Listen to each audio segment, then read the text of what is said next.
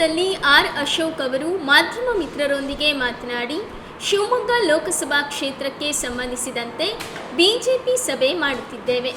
ಒಕ್ಕಲಿಗರ ಮುಖಂಡರ ಜೊತೆಯೂ ಸಭೆ ನಡೆಸಲಾಗುತ್ತಿದ್ದು, ದೇಶದಲ್ಲಿ ಮತ್ತೊಮ್ಮೆ ನರೇಂದ್ರ ಮೋದಿ ಅವರು ಪ್ರಧಾನಿಯಾಗಬೇಕೆಂದು ಹೇಳಿದ್ದಾರೆ. ಶಿವಮೊಗ್ಗ ಪಾರ್ಲಿಮೆಂಟ್ ಚುನಾವಣೆಗೆ ಸಂಬಂಧಪಟ್ಟಂತೆ ಇವತ್ತು ಬಿಜೆಪಿ ಸಭೆಯನ್ನು ಮಾಡ್ತಾ ಇದ್ದೀರಿ. ವಿಶೇಷವಾಗಿ ಒಕ್ಕಲಿಗ ಮುಖಂಡರನ್ನು, ಸಮಾಜದ ಬಂಧುಗಳನ್ನು ಸಭೆಗೆ ಕರೆದಿದ್ದೀರಿ. ದೇಶದಲ್ಲಿ ನರೇಂದ್ರ ಮೋದಿ ಮತ್ತೊಮ್ಮೆ ಪ್ರಧಾನಿಯಾಗಬೇಕು, ದೇಶದ ಭವಿಷ್ಯ ಇನ್ನಷ್ಟು ಉತ್ತಮ ಆಗಬೇಕು. ಈ ಚುನಾವಣೆ ರಾಜ್ಯದ ಚುನಾವಣೆ ಅಲ್ಲ, ಇದು ದೇಶದ ಚುನಾವಣೆ.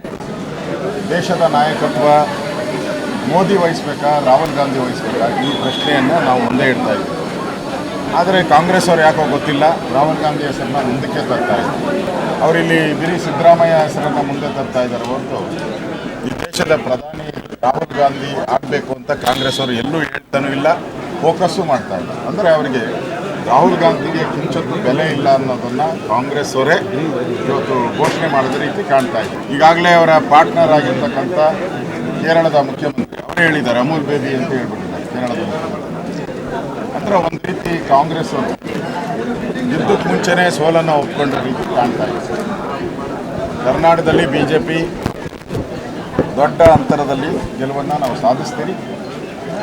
ಮತ್ತೊಮ್ಮೆ ಈ ದೇಶದ ಪ್ರಧಾನಿ ಮೋದಿ ಆಗ್ತಾರೆ, ಶತಸಿದ್ಧ. ಈ ಸಂದೇಶವನ್ನು ಇಟ್ಕೊಂಡು ನಾನು ಶಿವಮೊಗ್ಗದಲ್ಲಿ ಇವತ್ತು ಚುನಾವಣಾ ಪ್ರಚಾರಕ್ಕೆ ನಮ್ಮ ಅಭ್ಯರ್ಥಿ ಬಿಜೆಪಿ ಅಭ್ಯರ್ಥಿ ರಾಘವೇಂದ್ರ ಅವರು ರಾಘಣ್ಣ ಅವರು ಗೆಲ್ಲಬೇಕು ಅನ್ನೋ ದೃಷ್ಟಿಯಿಂದ ನಾನು ಇವತ್ತು ಚುನಾವಣಾ ಪ್ರಚಾರಕ್ಕೆ ಬಂದಿದ್ದೆ.